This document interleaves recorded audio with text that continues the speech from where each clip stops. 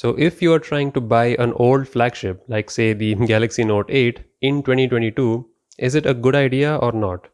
Well, let's try to figure that out. You see, the Galaxy Note 8 that I have, I got it pretty much since it came out, which was back in 2017, I think.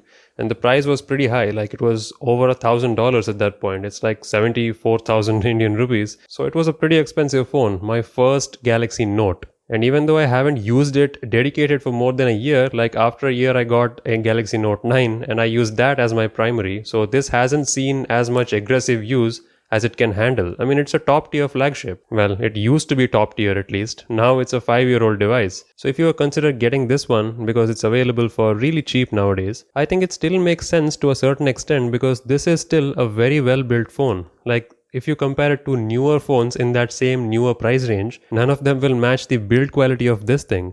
As soon as you pick it up, you can feel it in your hand, like the premium Gorilla Glass on the front and back, that QHD curved display on the front. You don't get that in this price range. That's one of the good things of premium flagships. Even though they get old, their hardware doesn't really age that badly. Like, it does stay premium for a long time. So even in the future, even though the software and the performance may not be as high as it used to, the hardware still remains top-notch. And that is true for the Note 8 as well. I mean, Samsung's continued software support kept on giving software updates in terms of security updates every month until 2021.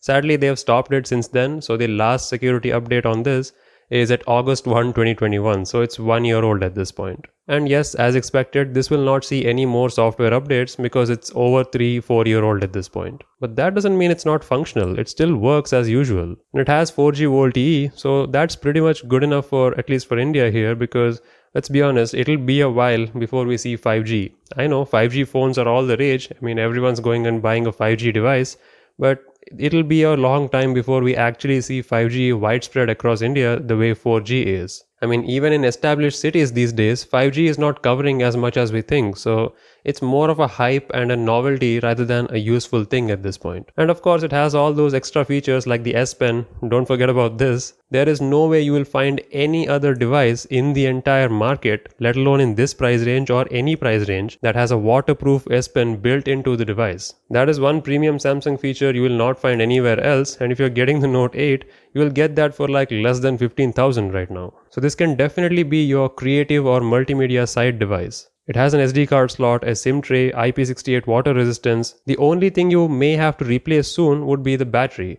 Now surprisingly, maybe because I haven't used it so heavily, the battery on this is still intact. I'm still getting good battery backup from that 3300 mAh unit, so I haven't had to replace it even though it's a 5-year-old device. But chances are if you're finding one in the market, you may have to replace the battery, but that's one of the simplest, most cost-effective thing you can do. Go to any service center and they'll have one compatible, so they'll do it within like an hour or so. And you will have essentially a brand new Note 8 for like 1/5 the price. Obviously, you have to bear in mind it won't get any more software updates, but that's only if you're planning to use this as your main device, right? For someone who just wants a premium multimedia device without spending a lot of money, this is a perfect phone even in 2022. I'm planning to do the same thing. My cousin is a student, he needs a phone.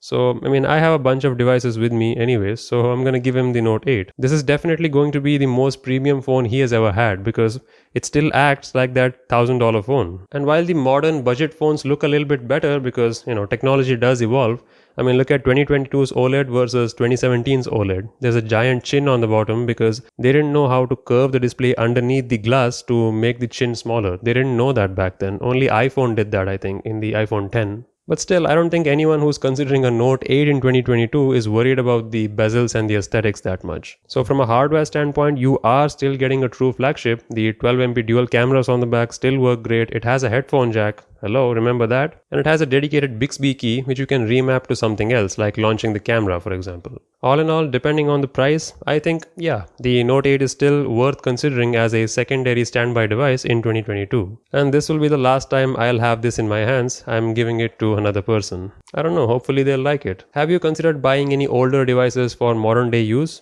Let me know.